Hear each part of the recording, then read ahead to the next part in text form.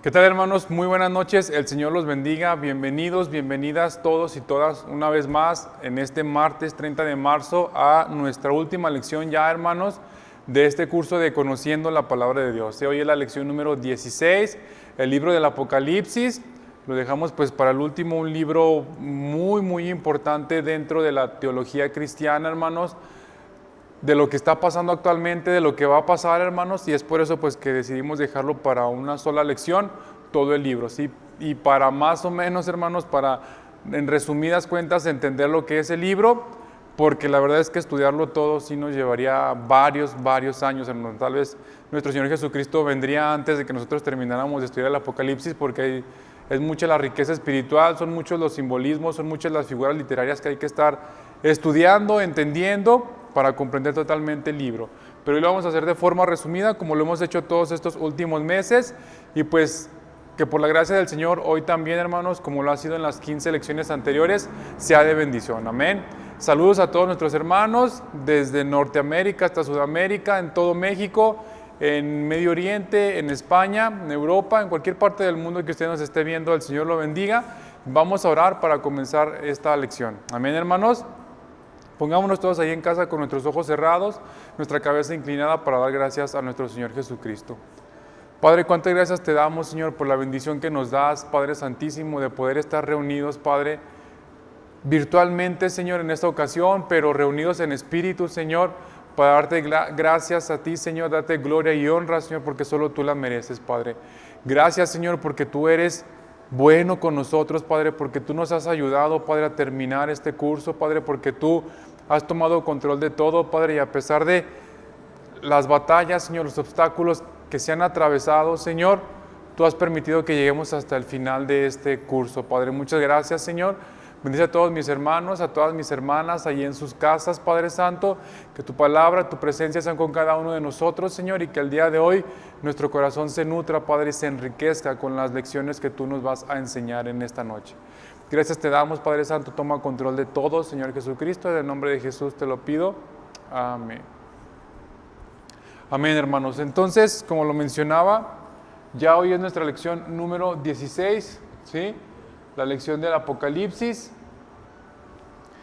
nuestro último libro, el último libro de la Biblia, el último libro del Nuevo Testamento. El día de hoy estamos terminando, ¿sí? Aquí vemos pues esta ilustración con algunas de las figuras, hermanos, que aparecen dentro del libro, con algunos de los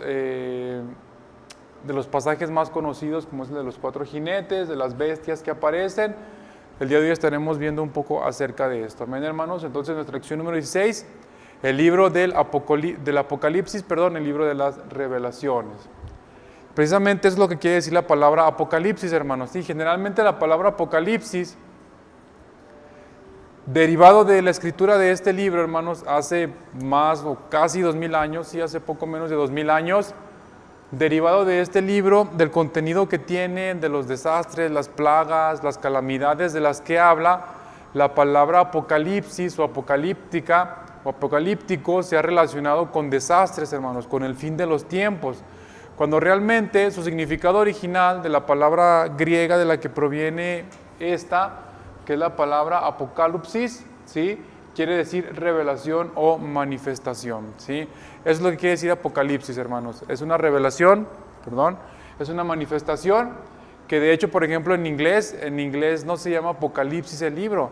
Las traducciones en inglés es el libro de las revelaciones, The Book of Revelations. En español pues se tradujo de esta manera, y se quedó así como Apocalipsis, pero eso es lo que quiere decir, si es nada más una revelación.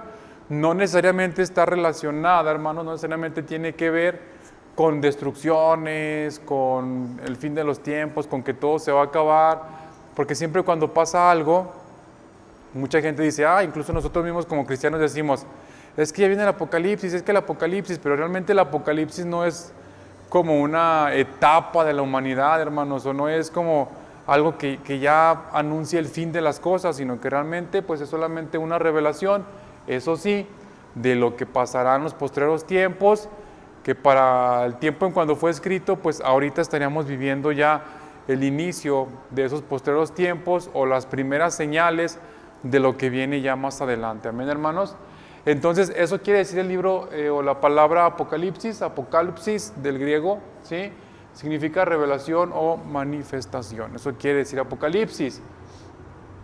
Este libro, hermanos, desde el inicio de la iglesia se le ha atribuido al apóstol Juan, al discípulo amado, ¿sí? Aunque sí viene su nombre, aunque sí está escrito que fue él quien lo escribió, bueno, al menos dice Juan, pues los estudiosos, los historiadores, se lo atribuyen sobre todo o principalmente al apóstol Juan, ¿sí? Al discípulo amado.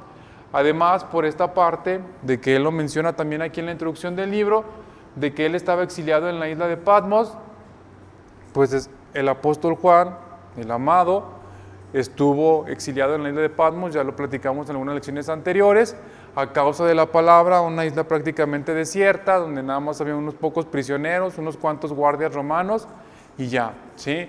Esa causa de la predicación del Evangelio fue que lo exiliaron allá para que ya no siguiera predicando, para que ya no tuviera nadie más a quien predicar, pero pues recibió esta hermosa revelación de parte del Señor, ¿sí? Generalmente o tradicionalmente se cree que este libro fue escrito entre el año 70 y 95 después de Cristo, es decir, no es que el libro haya tardado 25 años en ser escrito, hermanos, o que Juan haya tardado 25 años en recibir la revelación y luego escribirla, aunque el apóstol Juan murió aproximadamente en el año 96 después de Cristo aproximadamente, sino que según los estudios, él recibió esa revelación en algún año o en algún periodo de tiempo entre el año 70 y el 95 después de Cristo. En ese periodo de tiempo, entre esos años fue que él recibió la revelación y dio a conocer esta palabra, amén, o estas palabras, hermanos. Y así es como empezamos a hablar acerca de nuestro libro del Apocalipsis. El libro de Apocalipsis, hermanos, tiene un mensaje central, ¿sí? ¿Qué es este? Que nuestro Señor Dios Todopoderoso reina. Está ahí escrito en Apocalipsis 19:6. Ese es el mensaje central del libro.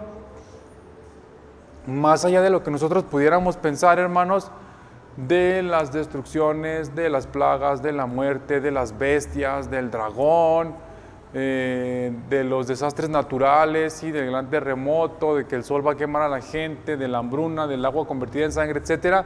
Más allá de todos los desastres en los cuales nosotros podamos pensar, hermanos, el mensaje central del libro es este, que nuestro Señor, el Dios Todopoderoso, ¿sí?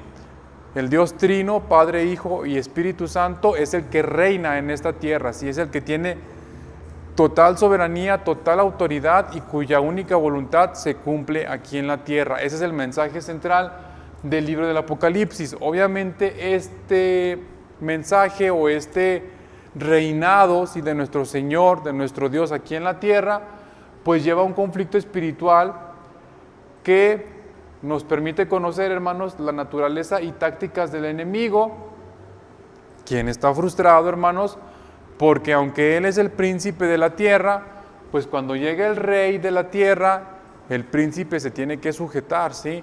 Y obviamente él no quiere dejar su poder, obviamente él no quiere dejar la autoridad que le fue dada, pero que también le será quitada, ¿sí? Una autoridad que le fue entregada por el mismo Padre, pero que le será quitada también por el Hijo. Entonces, el enemigo frustrado por su derrota en la cruz, lanza una triple ofensiva para hacer guerra a los santos, ¿sí? O sea, ahorita, hermanos, lo sabemos, el príncipe de este mundo es Satanás, ¿sí? El príncipe de las tinieblas, quien tiene mayor autoridad aquí sobre la tierra, sobre nuestra carne, sobre todos los aspectos físicos de la humanidad, es Satanás.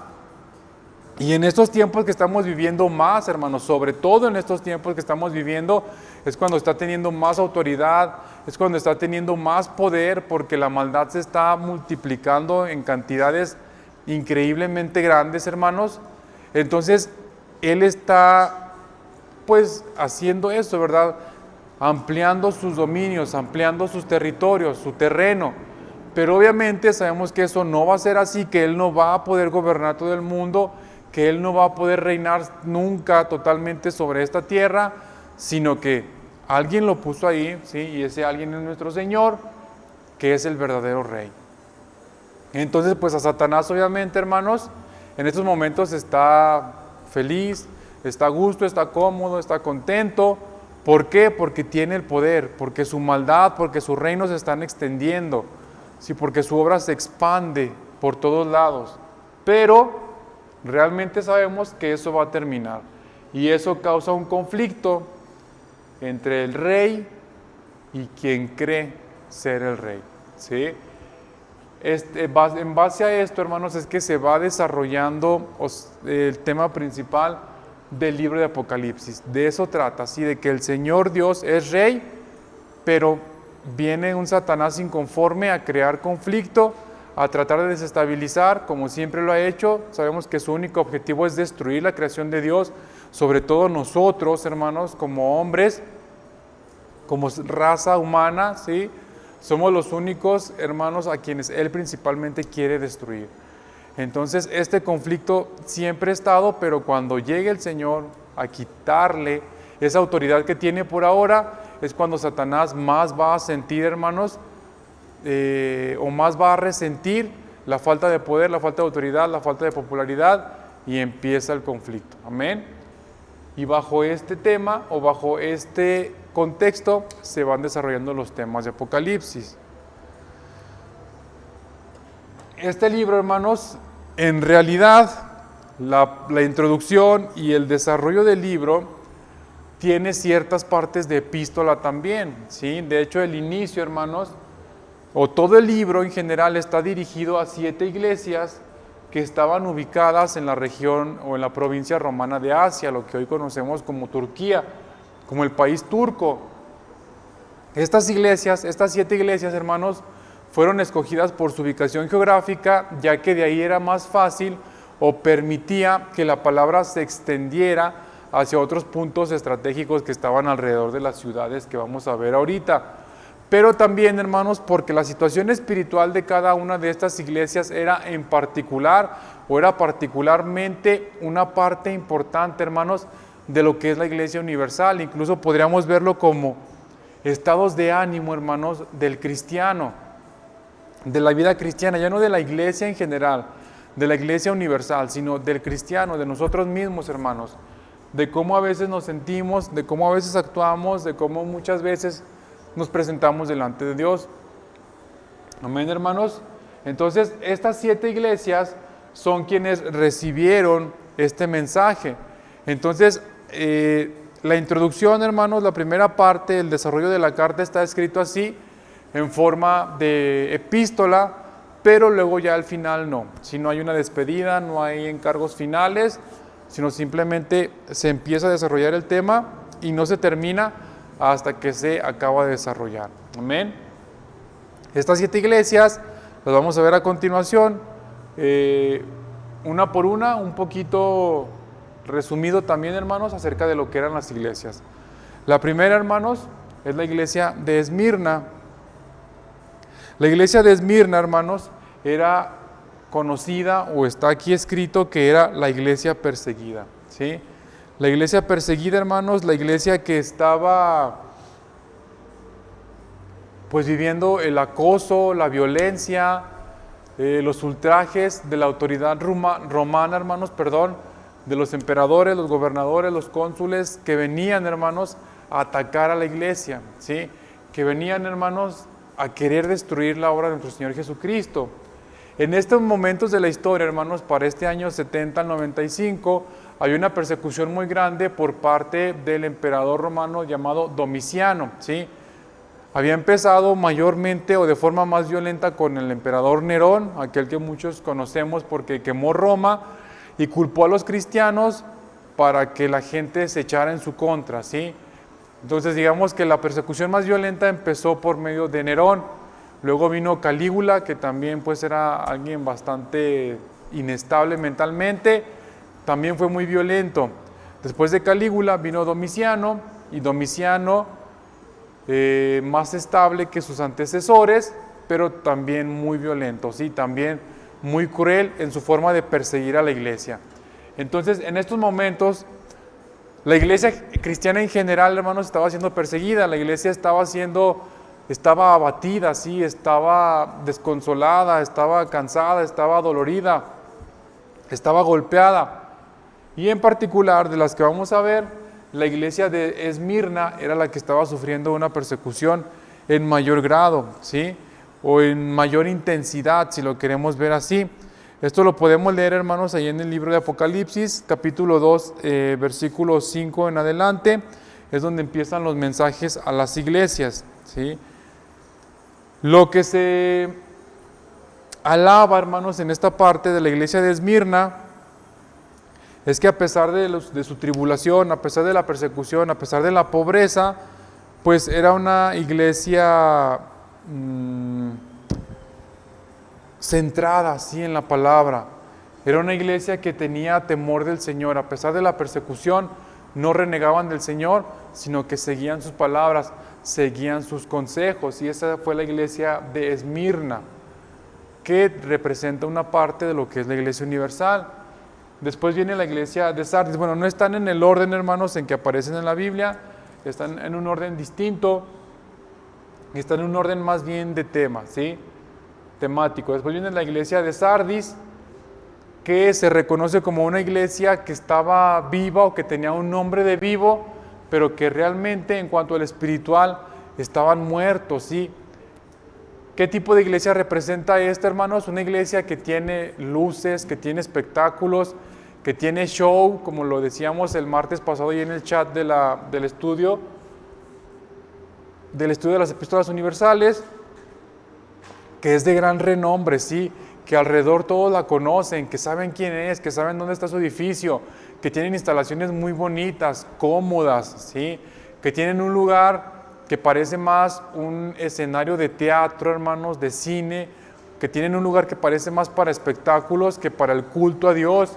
Entonces tienen un gran nombre espiritual, tienen un gran título espiritual, ante los ojos de los hombres se presentan como una iglesia viva, poderosa, que se mueve, pero realmente en su interior, hermanos, son una iglesia muerta, ¿sí? Es una comunidad muerta, es una iglesia que no tiene realmente el Espíritu de Dios habitando sobre ellos, el Espíritu de Dios habitando dentro de ellos, hermanos, y que sea Él quien los mueve, sino que habita dentro de ellos su vanidad, su egocentrismo, la supergracia, la superfe, el decir Jesús ya pagó y podemos hacer lo que nosotros querramos, hermanos, y no es así, ¿sí? Esa fue la iglesia de Sardis. Después viene la iglesia de la Odisea.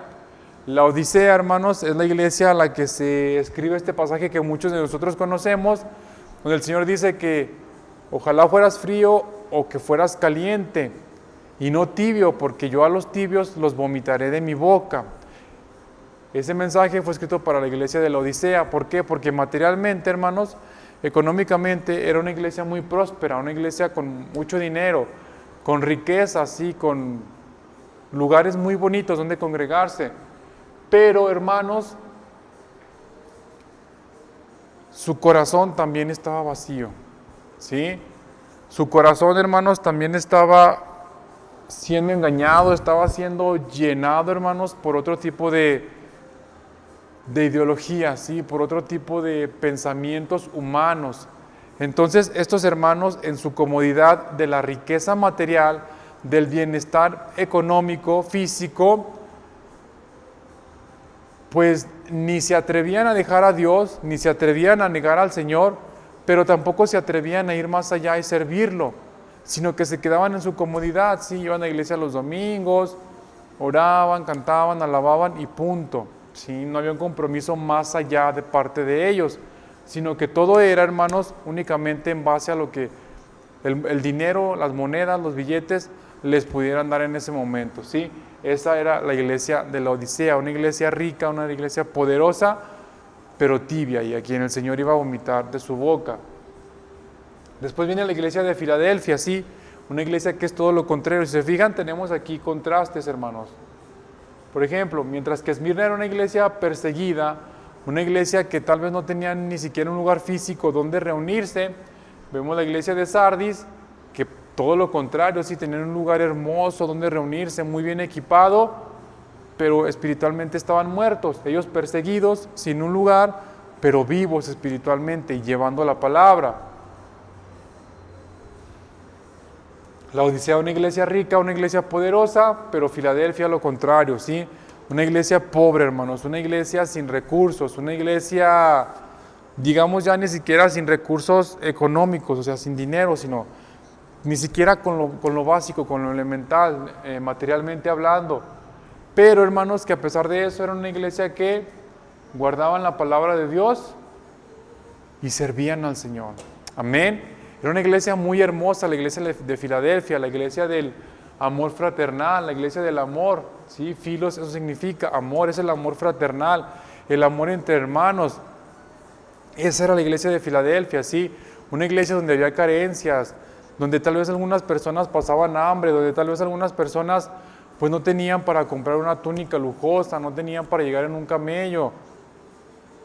Pero eso no les impidía, hermanos, acercarse al Señor, amarlo, adorarlo y servirlo. Amén. Y pues que hubiera ese amor, esa camaradería, entre hermanos. Esa fue la iglesia de Filadelfia. Después viene la iglesia de Éfeso, una iglesia que era intolerante a la maldad, intolerante a los falsos profetas, es decir, no permitía, hermanos, que se predicara cualquier tipo de palabra. Detectaban a los falsos maestros y no permitían que se acercara a la iglesia, sino que eran intolerantes, los rechazaban, los empujaban hacia afuera. Esa era la iglesia de Éfeso, pero, por otro lado, también habían perdido su primer amor, ¿sí? No encontraban esa razón por la cual ser cristianos. No permitían que nadie viniera y se introdujera a predicar doctrinas extrañas, pero también por el mismo tiempo, por otro lado, estaban ellos buscando ya de qué manera satisfacer o llenar ese primer amor. Se les había acabado ese primer amor, hermanos. Y es lo que el Señor les dice, ok, están muy bien espiritualmente, teológicamente, conocen mucho, no permiten que cualquiera venga y hable, pero el amor les hace falta, necesitan eso, convertirlo en amor, para servir a los demás, para servirse entre ustedes.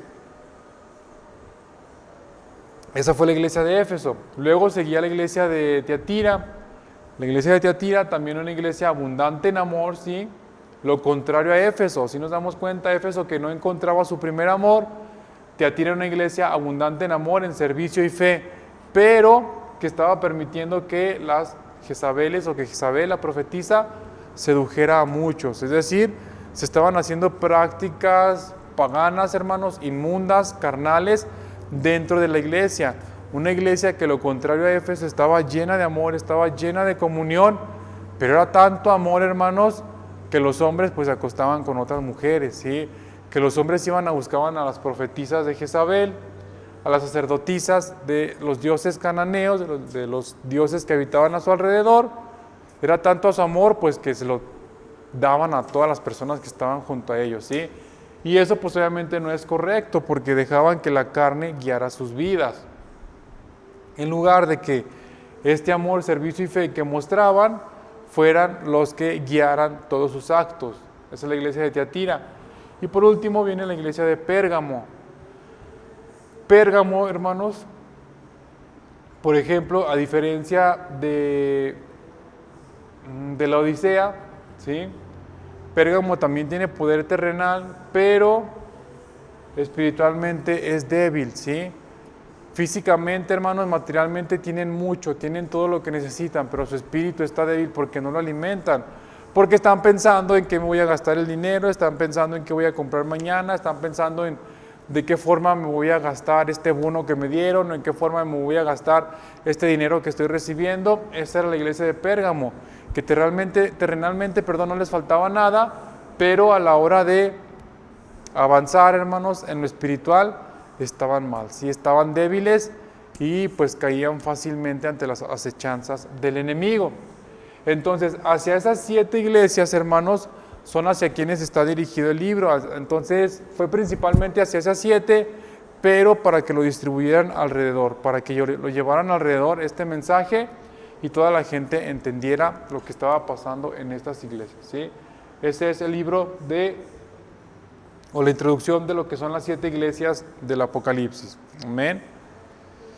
Luego viene, hermanos, digamos ahora sí la batalla, ¿sí? La primera parte de esta batalla, hermanos, pues es la embestida del enemigo. El enemigo, hermanos, está, como lo veíamos en la introducción, está enojado, está molesto, está resentido porque perdió, ¿sí? Porque fue exhibido en la cruz, porque el Señor Jesucristo descendió hasta lo más profundo para arrebatarle el acta de los pecados que nos condenaba y exhibirlo a Él, exhibir a sus muchos demonios. Y como Él ve que viene ya el final, donde se termina su poder, donde ya no va a poder, hermanos, seguir ejerciendo esa autoridad sobre la tierra, pues embiste, ¿sí? O ataca Él directamente a los cristianos, ¿sí? La primera bestia, hermanos, está representada por un gobierno y un poder anticristiano que demandan adoración por parte de todos, como por ejemplo lo que hizo Nabucodonosor, ¿sí? Que creó una estatua gigante y que pidió que todos la adoraran únicamente a esa estatua, que no podían adorar a otro Dios. Y no sucedía así, ¿sí? 3 jóvenes, Sadrach, Mesach y Abednego, no quisieron adorar a esa estatua y fueron salvados del fuego por el Señor. Pues es una figura, hermanos, muy importante de lo que pasará aquí, ¿sí? Un gobierno, hermanos, un poder militar, económico, político, va a llegar, hermanos, a enseñarnos que debemos adorar a alguien más que no es Dios, ¿sí? Que debemos prestar atención a otras cosas además de la iglesia, además de la palabra de Dios. Esa es la intención de la primera bestia, ¿sí? Que es la primera oleada de ofensiva que manda el enemigo. Esa es la 1. La 2, hermanos, la segunda bestia, es una religión, una filosofía e ideología humanas anticristianas que se encargan de colocar la marca de la bestia. Es decir, la segunda bestia, hermanos, ya no es solamente una institución política o militar, ¿sí? Que viene y toma el poder, que viene y se revela y toma el mando, el control del mundo y que demanda que lo adoren, sino que esta segunda bestia es una ideología, ¿sí? Es un pensamiento, por ejemplo, de que Jesús ya pagó por todos nuestros pecados, entonces yo puedo hacer lo que yo quiera. Esa es parte de la segunda bestia, ¿sí? Porque está introduciendo pensamientos satánicos a las iglesias y las iglesias se esparcen sin saber realmente qué es lo que se está predicando. La segunda bestia, hermanos, es esta religión, como le decíamos, que quiere venir a cambiar las buenas costumbres, a cambiar los buenos hábitos que tengamos respecto a la palabra de Dios, ¿sí? Y que además al mismo tiempo pues será la encargada de poner la marca de la bestia, que ya sabemos que es el número 666, ya sea en la palma de la mano derecha o en la frente. Esa sería la segunda bestia, que son, digamos, las armas que el enemigo está tomando y usando para atacar al ejército de Dios. Y la tercera bestia es una conjunción de las 2 bestias anteriores que da como resultado a Babilonia la gran ramera, ¿sí? Que tiene como único objetivo engañar y desalentar a cualquier persona acerca de creer en el Dios creador y redentor, ¿sí? El único propósito que tiene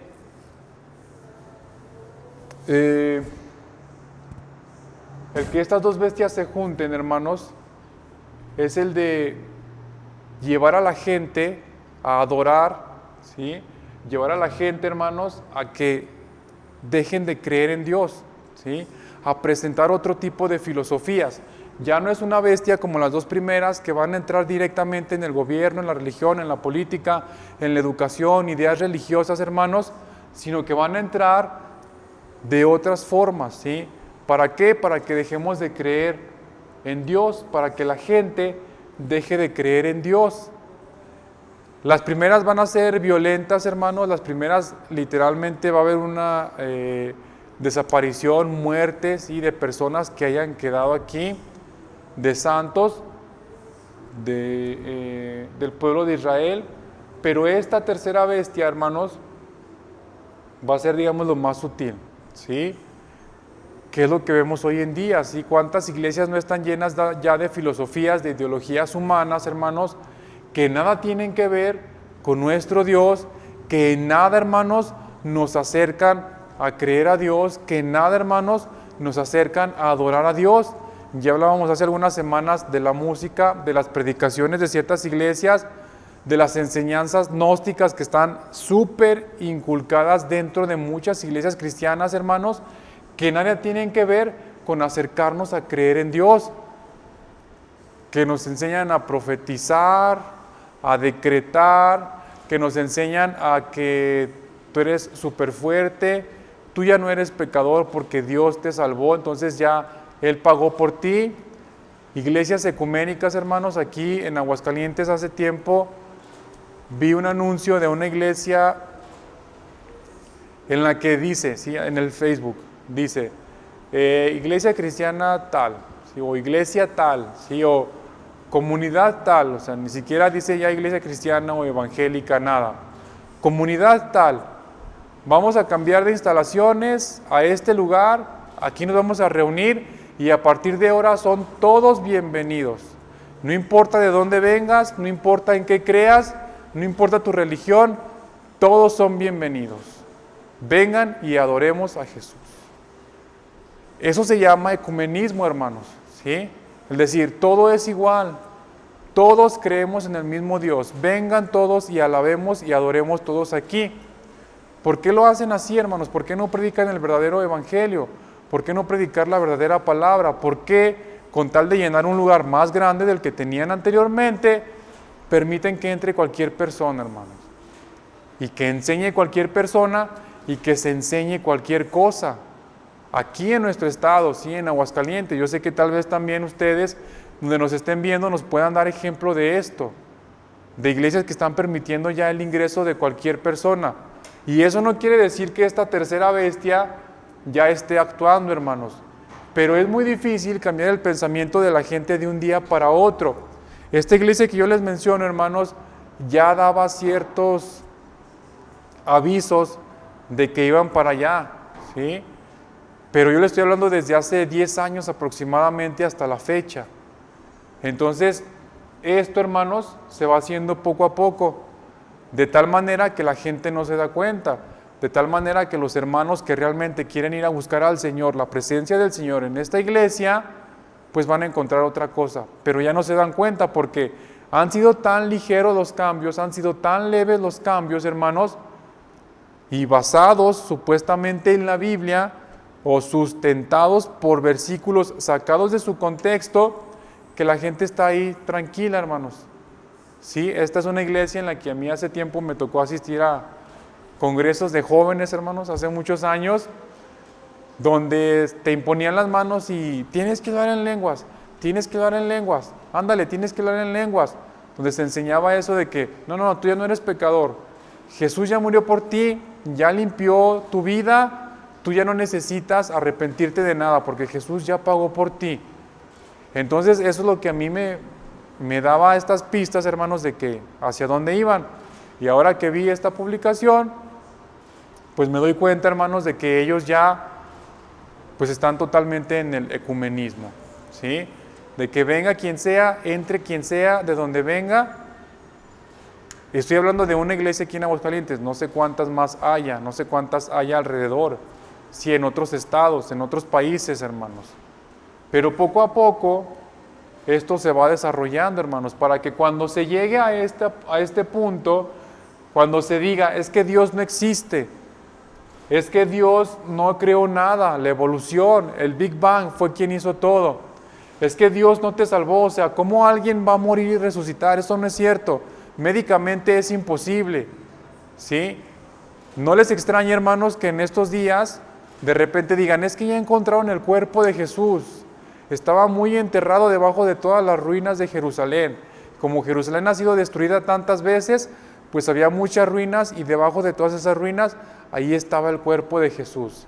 Y que una comunidad científica global la avale, que una comunidad ecuménica religiosa lo avale y digan, este es el cuerpo de Jesús. Y hagan una iglesia ahí en Israel, donde encontraron los restos, en Jerusalén, y la gente vaya y los adore, hermanos. No se nos vaya a hacer extraño que en unos días veamos eso, hermanos, ¿sí? Pero son las artimañas que esta gran ramera, que Babilonia, que esta tercera bestia, hermanos, en lugar de llegar y atacar con todo, poco a poco, hermanos, está deshaciendo las iglesias cristianas. Y eso no quiere decir, hermanos, que ya estemos viviendo en estos tiempos, sino que les digo, es solamente el principio, hermanos, de lo que viene peor, aún peor, dentro de algunos años. Amén. Entonces imagínense, de repente también no se les haga raro leer por aquí o enterarse por ahí, hermanos, de que en una iglesia cristiana de Aguascalientes, en tal iglesia, ya están dando la comunión, ¿sí? La hostia, como bueno, yo sé que en algunos países esta palabra es una mala palabra, aquí en México no lo es, ¿sí? Pero que ya están dando esta oblea remojada en vino en las iglesias cristianas. En lugar de festejar la Santa Cena como nuestro Señor manda, la están celebrando así. ¿Por qué? Porque todos amamos al mismo Dios, ¿sí? No se nos vaya a hacer extraño que de repente en alguna iglesia cristiana de Ciudad Juárez, por mencionar algo, de repente nos enteremos que ya están bautizando a los niños, ¿sí? Que en una iglesia de Villahermosa ya están haciendo los niños su primera comunión. No se nos vaya a hacer extraño. Estoy hablando de iglesias cristianas, hermanos, ¿sí? Pero son estrategias, son las armas que el enemigo, que esta tercera bestia, va a empezar a usar, hermanos, va a empezar a meter, es decir, todos somos iguales, es el mismo Dios, adorémoslo, creamos en Él, amémonos todos los unos a los otros, hermanos. Cuidado con lo que estamos aprendiendo en nuestras iglesias, amén, hermanos. Gracias a Dios nosotros aquí tenemos nuestro pastor y su esposa que se encargan, hermanos, de que se enseñe la palabra verdadera, de que se enseñe la sana doctrina, de que nosotros estemos fuertes, que nosotros estemos firmes espiritualmente, hermanos, para que todas estas enseñanzas antibíblicas no vengan a desviarnos de lo que somos realmente. Amén, hermanos. Entonces, esta va a ser la embestida que va a hacer el enemigo, ¿sí? Primeramente, con un poder, ¿sí? Con un gobierno, un poder militar que pida que lo adoren todos a Él, ¿sí? Después, con ideologías, con filosofías, hermanos, que poco a poco se encarguen de hacerle creer a la gente que sin la marca de la bestia no se puede vivir, ¿sí? Y luego, pues con la gran ramera, con Babilonia, la unión de las otras dos bestias anteriores, que definitivamente diga, Dios no existe, Dios es el mismo, ve a la iglesia que tú quieras, eres salvo de todas maneras. Jesús murió, pues si Jesús ya murió, ya para qué te preocupas, ya vive y deja vivir, ¿sí? Cuidado con eso, hermanos, amén. Pero obviamente esto no se queda así. Después de la embestida del enemigo, pues viene la victoria del Cordero, ¿sí? Los primeros pasajes, o estos pasajes del el capítulo 12, 13, hablan acerca de esto, de las estrategias, hermanos, que va a usar Satanás, ¿sí? El dragón rojo, la serpiente antigua, para tratar de combatir, de exterminar, hermanos, la creencia en Dios, ¿sí? Ese es su objetivo, que se borre de nuestra mente el hecho de que Dios existe, hermanos, que nos olvidemos de que Jesús murió por nosotros, que hagamos menos, que menospreciemos el sacrificio de nuestro Señor Jesucristo. Ese es el objetivo del enemigo. Pero viene también el Señor a la batalla a acabar con este enemigo traicionero, mentiroso, ¿sí? Después del ataque del enemigo, el cual por supuesto es derrotado y atado, lo vemos ahí en Génesis 20 del 1 al 3, acompáñenme ahí por favor, hermanos. Génesis capítulo 20, versículos del 1 al 3, es un pasaje que ya hemos estudiado, que estudiamos en su momento en los estudios de escatología. Dice la palabra del Señor, Apocalipsis 20 del 1 al 3, dice, vi a un ángel que descendía del cielo con la llave del abismo y una gran cadena en la mano, y prendió al dragón, la serpiente antigua, que es el diablo y Satanás, y lo ató por 1000 años, y lo arrojó al abismo, y lo encerró, y puso sus sellos sobre él, para que no engañase más a las naciones, hasta que fuesen cumplidos 1000 años. Y después de esto, debe ser destapado por un poco de tiempo. ¿Y para qué es destapado, hermanos? Para que venga, pelee, ¿sí? En la batalla del Armagedón, y sea destruido para siempre, ¿sí? Se ha derrotado para siempre. Amén, hermanos.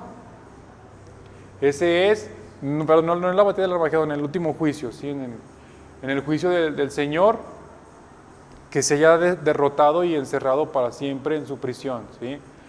Entonces Jesús se levanta como soberano absoluto de la creación y es coronado como Rey de Reyes y Señor de Señores. Amén, hermanos.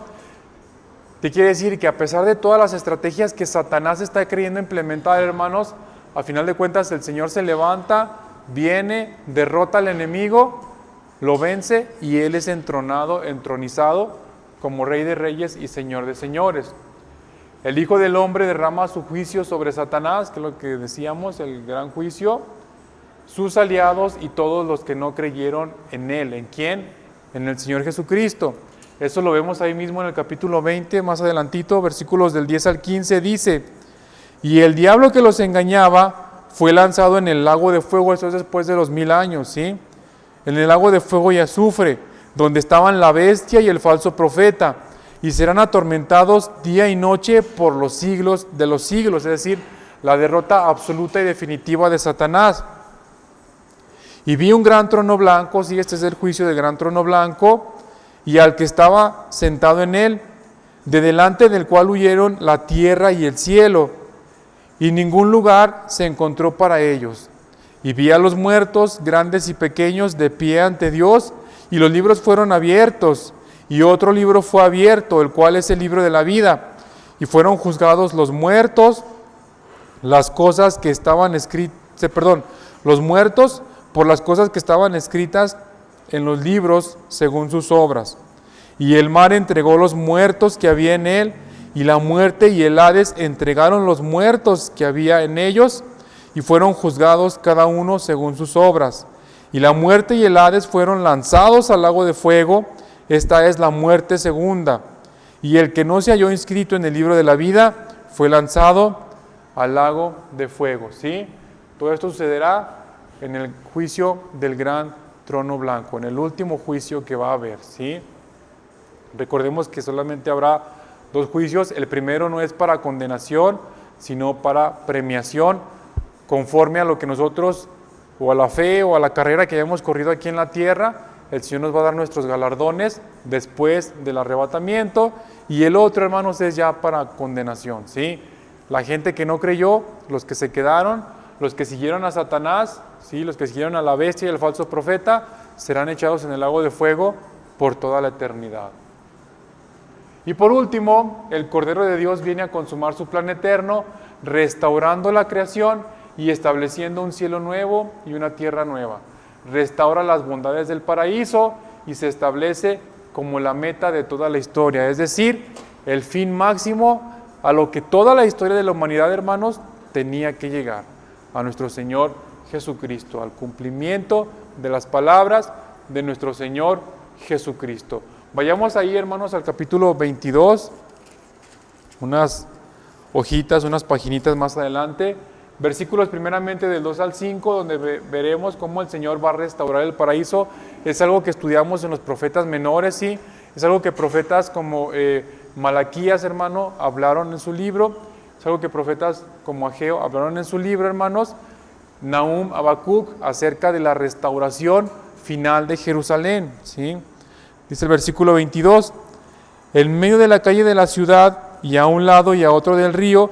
¿De cuál río? De un río de agua viva. Recordemos que va a fluir un río de agua viva desde Jerusalén, hermanos, de la nueva Jerusalén, ¿sí? A un lado y a otro del río estaba el árbol de la vida, que produce 12 frutos, dando cada mes su fruto, y las hojas del árbol eran para sanidad de las naciones. Y no habrá más maldición, y el trono de Dios y del Cordero estará en ella, y sus siervos le servirán, y verán su rostro, y su nombre estará en sus frentes. No habrá allí más noche, y no tienen necesidad de luz de lámpara, ni de luz del sol, porque Dios el Señor los iluminará, y reinarán por los siglos de los siglos, ¿sí?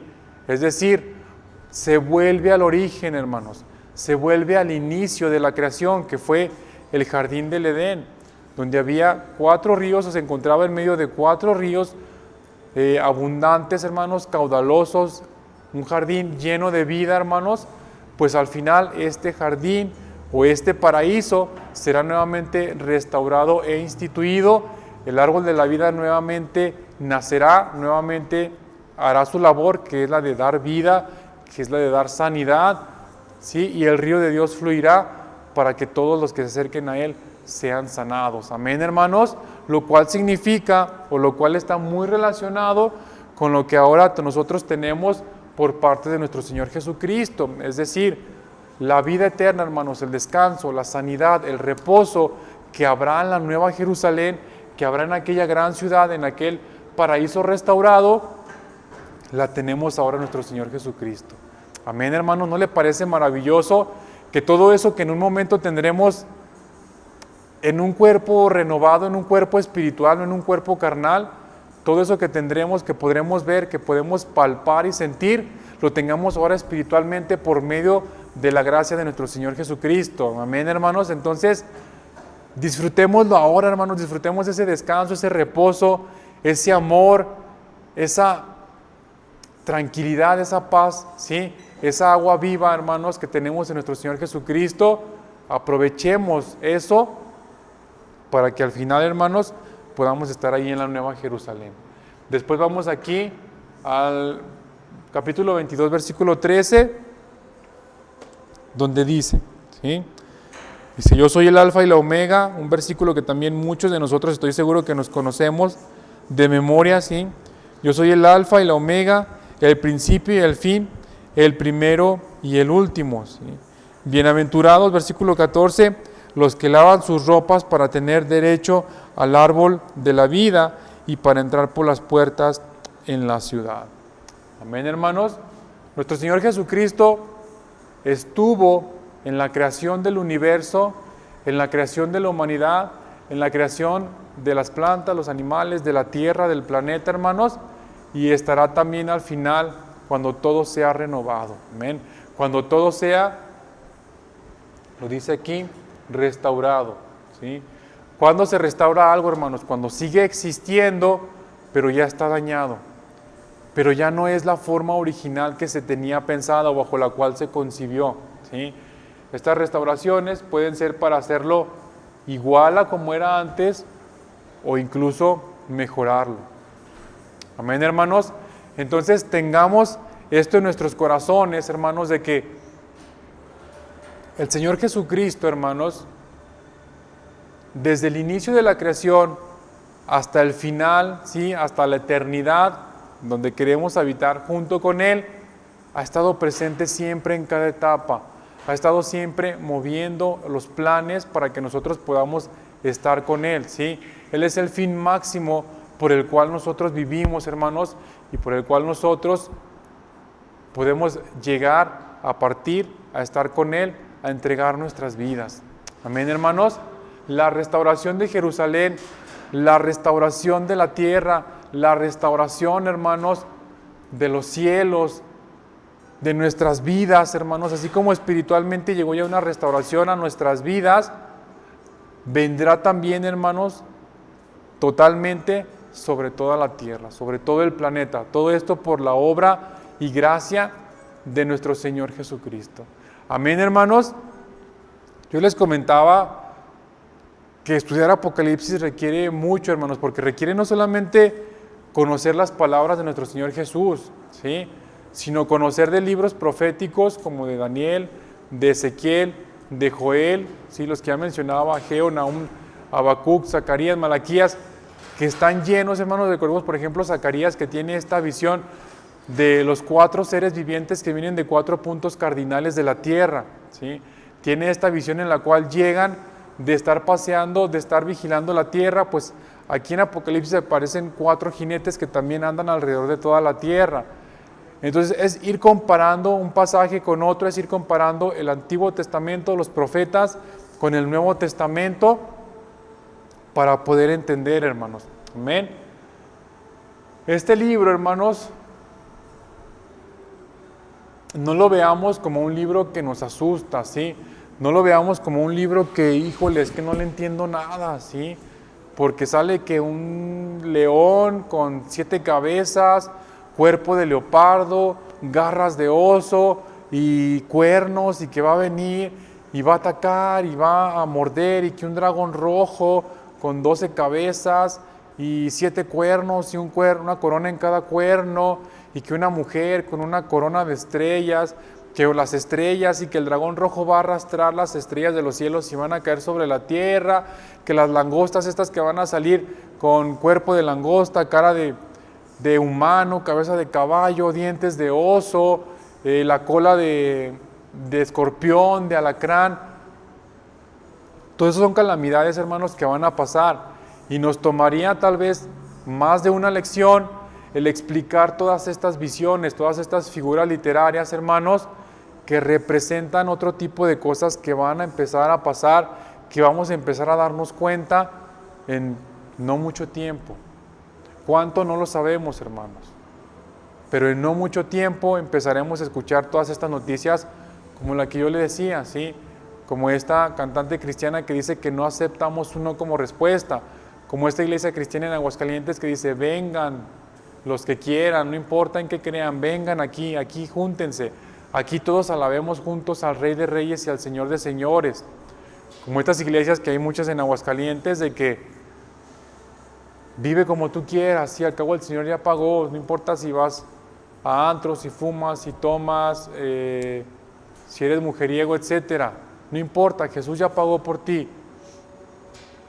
¿Cuántas cosas peores iremos a ver, sí, hermanos?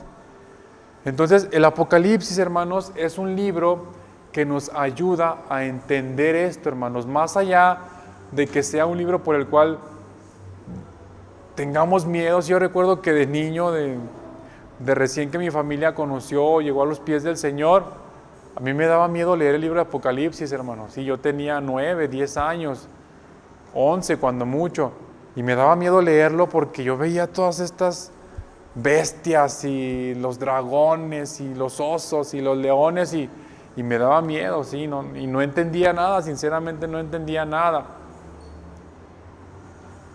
Pero veámoslo, hermanos, como ese libro hermoso que nos habla de la esperanza de esto, ¿sí?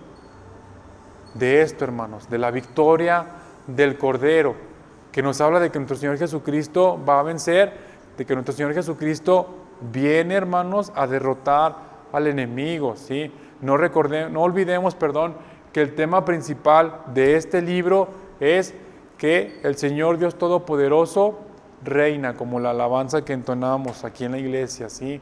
Que entonamos algunos domingos, ¿sí? Porque el Señor Todopoderoso reina. Eso está ahí en Apocalipsis 19:6. Vamos hacia allá, hermanos. Dice, Apocalipsis 19, versículo 6, y oí como la voz de una gran multitud, como el estruendo de muchas aguas, y como la voz de grandes truenos, que decían, aleluya, porque el Señor, nuestro Dios Todopoderoso, reina. Versículo 7, gocémonos y alegrémonos y démosle gloria, porque han llegado las bodas del Cordero y su esposa se ha preparado. ¿Sí? Amén, hermanos, gloria a Dios. Y el Señor, Dios Todopoderoso, reina. No olvidemos que ese es el tema principal, el eje central sobre el cual gira este libro. No importan los embates que el enemigo quiera hacer, hermanos, las filosofías, ¿sí? Las huecas sutilezas, las fábulas, ¿sí? Todo esto que Pablo le advirtió a Timoteo, todo esto que advierte en Judas, que Pedro advierte a la iglesia. Todo esto, hermanos, que ya está aquí, no importa, hermanos, no importan los engaños del enemigo. Tengamos eso en mente, hermanos, aprendámonos este versículo de memoria, o por lo menos la última parte, aleluya, porque el Señor nuestro Dios Todopoderoso reina. Amén, hermanos, y no dice, fíjense, si ustedes leen atentamente un poquito de la clase de español, el verbo está en presente, hermanos. O sea que no importa cuándo leamos este pasaje, el Señor está reinando en ese momento. No dice el Señor reinó o reinará o va a reinar, no, dice el Señor Dios Todopoderoso reina. Amén, hermanos. Entonces tengamos eso en mente cuando leamos Apocalipsis, cuando tengamos problemas, hermanos, cuando sigamos en esta vida llena de dificultades, tengamos eso en mente. Aleluya, porque el Señor Todopoderoso reina. Aleluya, porque nuestro Dios, Señor Dios Todopoderoso, reina. Amén, hermanos, el Señor reina, hermanos. Alegres, hermanos. regocíjese, gócese ahí en su casa con los suyos, porque el Señor reina. Amén, hermanos. Y los embates del enemigo van a venir. Y los embates de la vida van a venir, hermanos. Las calamidades van a venir. La enfermedad va a venir. La carencia, la crisis van a venir, hermanos. Pero no se nos olvide, el Señor Dios poderoso reina. Amén, hermanos. Veamos el contenido del libro. El libro lo podemos dividir de la siguiente manera. Aquí algo muy importante, un dato curioso, si ustedes lo quieren ver así, es el número 7 o la aparición o la mención del número 7 dentro del libro. El número 7, hermanos, aquí Juan, el apóstol Juan, lo menciona aproximadamente, o mejor dicho, lo menciona durante 54 ocasiones dentro del libro del Apocalipsis. ¿Por qué, hermanos? Porque el número 7 representa la perfección.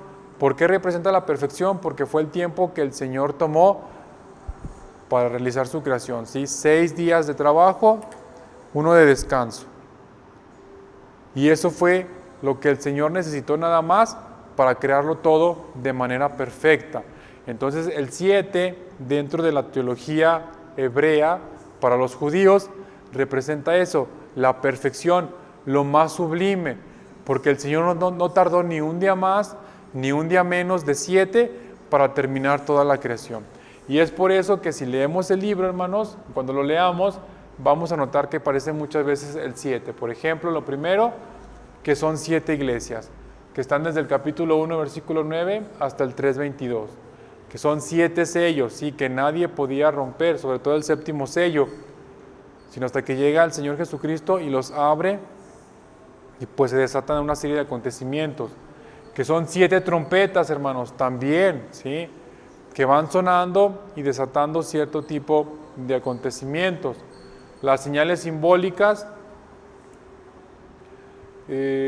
las 7 copas, ¿sí? Entonces tenemos 7 sellos, 7 trompetas, 7 copas, ¿sí? Tenemos las visiones del juicio, que es lo que leíamos aquí, cuando Satanás pues va a ser derrotado, el juicio del gran trono blanco, la Nueva Jerusalén, los 2 últimos capítulos y el epílogo, ¿sí? Es decir, la última parte, la despedida de la carta, del libro, perdón. Vamos hacia allá, al capítulo 21 de Apocalipsis, 22, versículos del 6 al 21, ¿sí? 22 del 6 al 21. Con esto prácticamente estaríamos concluyendo, hermanos, con la forma en cómo cierra el libro. Vamos a cerrar nosotros. Dice, ¿esto para qué es, hermanos? Para darnos esperanza, ¿sí? Para darnos fe de que nuestro Señor viene. Entonces, Apocalipsis capítulo 22, versículos del 6 al 21. Ya estamos todos ahí, hermanos. Tenga su Biblia a la mano, acuérdese. Dice la palabra del Señor, y me dijo, estas palabras son fieles y verdaderas, y el Señor, el Dios de los espíritus de los profetas, ha enviado su ángel para mostrar a sus siervos las cosas que deben suceder pronto. He aquí vengo pronto. Bienaventurado el que guarda las palabras de la profecía de este libro. Yo, Juan, soy el que oyó y vio estas cosas, y después que las hube oído y visto, me postré para adorar a los pies del ángel que me mostraba estas cosas. Pero él me dijo, mira, no lo hagas, porque yo soy consiervo tuyo, de tus hermanos los profetas, y de los que guardan las palabras de este libro. Adora a Dios. Y me dijo, no selles las palabras de la profecía de este libro, porque el tiempo está cerca. El que es injusto, sea injusto todavía, y el que es inmundo, sea inmundo todavía, y el que es justo, practique la justicia todavía, y el que es santo, santifíquese todavía. He aquí yo vengo pronto, y mi galardón conmigo, para recompensar a cada uno según sea su obra. Yo soy el Alfa y la Omega, el principio y el fin, el primero y el último. Bienaventurados los que lavan sus ropas para tener derecho al árbol de la vida y para entrar por las puertas de la ciudad. Mas los perros estarán fuera y los hechiceros, los fornicarios, los homicidas, los idólatras y todo aquel que ama y hace mentira. Yo, Jesús, he enviado mi ángel para daros testimonio de estas cosas en las iglesias. Yo soy la raíz y el linaje de David, la estrella resplandeciente de la mañana. Y el espíritu y la esposa dicen ven, y el que oye diga ven, y el que tiene sed venga, y el que quiera tome del agua viva, del agua de la vida, gratuitamente. Yo testifico a todo aquel que oye las palabras de la profecía de este libro. Si alguno añadiere a estas cosas, Dios traerá sobre él las plagas que están escritas en este libro. Y si alguno quitare de las palabras del libro de esta profecía, Dios quitará su parte del libro de la vida y de la santa ciudad y de las cosas que están escritas en este libro. El que da testimonio de estas cosas dice: ciertamente vengo en breve. Amén. Sí, ven, Señor Jesús. La gracia de nuestro Señor Jesucristo sea con todos vosotros. Amén. Amén, hermanos. Cuando usted se pregunte, cuando usted esté pasando una prueba muy difícil, hermanos, cuando esté en medio de un dolor muy grande, de una necesidad muy grande, de angustia, de depresión, de soledad, que diga: es que ¿por qué soy cristiano? Es que ¿por qué sigo a Cristo? Es que ¿por qué la gente de allá afuera le va bien? ¿Por qué a mis hermanos, ¿sí?, en carne, a mi familia, a mis parientes, amigos, vecinos, que no siguen al Señor Jesús, les va bien? Es que ¿por qué estoy soportando todo esto? Hermanos, leamos este pasaje, ¿sí? Apocalipsis 22, versículos del 6 al 21. ¿Por qué soportamos, hermanos? ¿Por qué vivimos? ¿Por qué estamos dispuestos a completar el sufrimiento de Cristo en nuestras vidas, hermanos? Por esta hermosa promesa, ¿sí?, de que el Señor viene, hermanos, amén, de que el Señor está próximo a llegar, a venir, a arrebatar a su iglesia. Amén, hermanos, de que el juicio de Dios sobre los injustos, sobre los malvados, los impuros y Satanás está cerca. Amén, hermanos, en que esa maldad, esa injusticia se va a terminar, hermanos. Amén. Entonces, no desmayemos, hermanos, no desfallezcamos, sino que tengamos siempre presente este pasaje. El Señor viene, hermanos, gócese, alégrese, ¿sí? Porque el Señor viene. Porque el Señor no tarda, hermanos, en cumplir sus promesas, y por supuesto que las va a cumplir. Amén, hermanos. Entonces, estemos siempre, hermanos, este pasaje, tengámoslo ahí, en la mente siempre. Oremos para que el Señor nos lo recuerde, hermanos. Como les decía, cuando estemos tristes, cansados, agobiados, desilusionados, hermanos, golpeados espiritualmente, moralmente, cuando tengamos dificultades en nuestras casas, hermanos, leamos este pasaje para que recordemos por qué estamos aquí. Amén, hermanos. Entonces, de esta manera concluimos nuestro curso, hermanos. Sí, el Apocalipsis es el último libro de la Biblia, es el último libro del Antiguo Testamento, y es un libro en el cual podemos ver la parte final del plan redentor de nuestro Dios. ¿Qué quiere decir esto? El plan redentor, como lo explicaba hace unos momentos, empezó desde el momento de la creación, ¿sí? Donde lo primero que Dios creó fue la luz, y donde dice la palabra que las tinieblas no resplandecen sobre la luz. Desde ahí, hermanos, ya está diseñado el plan de salvación. ¿Quién es la luz? Nuestro Señor Jesús. ¿Quién es las tinieblas? El enemigo. Entonces, no puede resplandecer, no puede gobernar el enemigo, las tinieblas, sobre la luz. No se puede, hermanos. Desde ahí estaba diseñado ya el plan de salvación. Pero la última etapa la vemos en el libro del Apocalipsis. Vemos además su victoria sobre la muerte, sobre el adversario, sobre Satanás, y la restauración de su gobierno aquí en la tierra, la restauración de toda la creación, hermanos, y por tanto, gocémonos y esforcémonos, hermanos, sabiendo que la victoria es de nuestro Dios, amén, y que tenemos un lugar junto a Él en la eternidad, amén, hermanos, gloria a Dios. Esto es lo más hermoso, hermanos, siempre recordemos eso, en medio de las calamidades, en medio de las pruebas, en medio del fuego, del desierto, hermanos, recordemos que tenemos un lugar junto al Señor en la eternidad. Amén, hermanos. Gloria a Dios, hermanos. Qué hermosa palabra hemos estudiado el día de hoy. Les digo, yo quisiera seguir hablando más del libro, quisiera seguir explicando todas estas figuras, qué es lo que significan, qué es lo que espiritualmente traen para nosotros, pero si el Señor así lo permite, más adelante lo estaremos haciendo. ¿Sí, hermanos?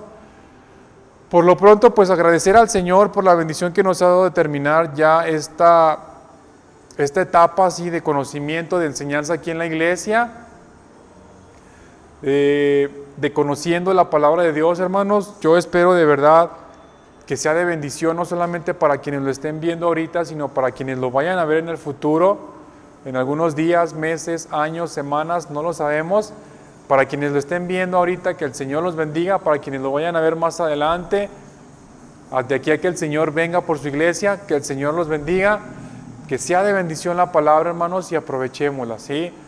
Recordemos que el único objetivo de este curso es el de inducirnos, hermanos, el de provocarnos el deseo, el anhelo, precisamente de eso, de conocer la palabra de Dios.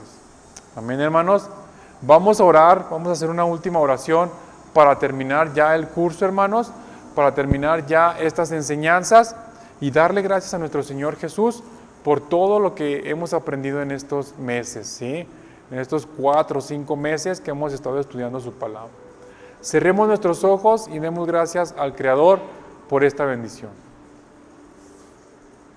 Padre Santísimo, cuántas gracias te damos, Señor, por la bendición que nos da no solamente de terminar el día de hoy la lección, Padre, de poderla ver el día de hoy, Señor, sino porque nos da la bendición también, Señor, aún más grande de poder terminar estas lecciones, Padre, de acabar, Señor, el curso, Padre, de que lo hacemos con bien, Padre, que tenemos salud, que tenemos bienestar, Padre, que tenemos tu palabra, Señor, aquí, Padre.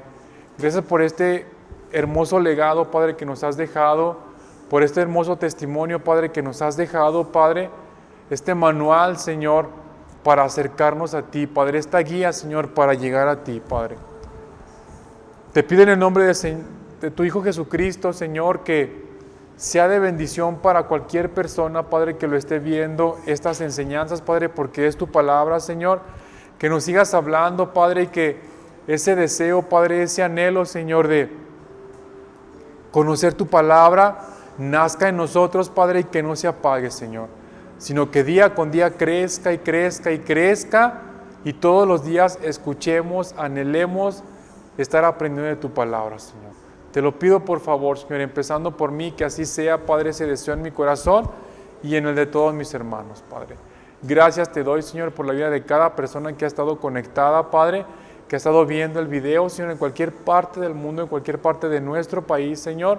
Bendícenos a todos, bendícenos, Señor, en el nombre de Jesús, y que en esta noche podamos dormir tranquilos, Padre, descansar, Señor, reposar en ti, sabiendo que tú tienes cuidado, Padre, y esto que acabamos de decir, que tenemos un lugar contigo en la eternidad, Padre. Muchas gracias, Señor, en el nombre de Jesús, te damos gracias, Padre Santísimo. Amén. Amén, hermanos. Entonces, así pues, terminamos nuestro curso de Conociendo la Palabra de Dios, ¿sí? Estemos al pendiente de los anuncios que se hagan, de las notificaciones, tanto de Facebook como YouTube, para saber qué es lo que sigue, hermanos, ahora en los martes. Por lo pronto, sigamos conectados a las enseñanzas de los días miércoles, de los días jueves, por supuesto, de lo que pasó, de lo que pasa los lunes, mejor dicho, en el Instituto Bíblico, los sábados, los domingos. Sigamos al pendiente de todas las transmisiones, hermanos, y que la palabra en esta noche, hermanos, llegue hacia nosotros, llegue a nuestra vida y que nos llene. Bendiciones para todos, hermanos, que tengan todos una linda noche, que todos descansen, hermanos. Que el Señor los bendiga donde quiera que se encuentren. Si va a cenar, buen provecho. Y mañana ahí estamos en contacto por medio del chat a todos nuestros hermanos Que el Señor los bendiga. Nos vemos mañana, hermanos. El Señor los bendiga. Hasta la próxima. Hasta luego.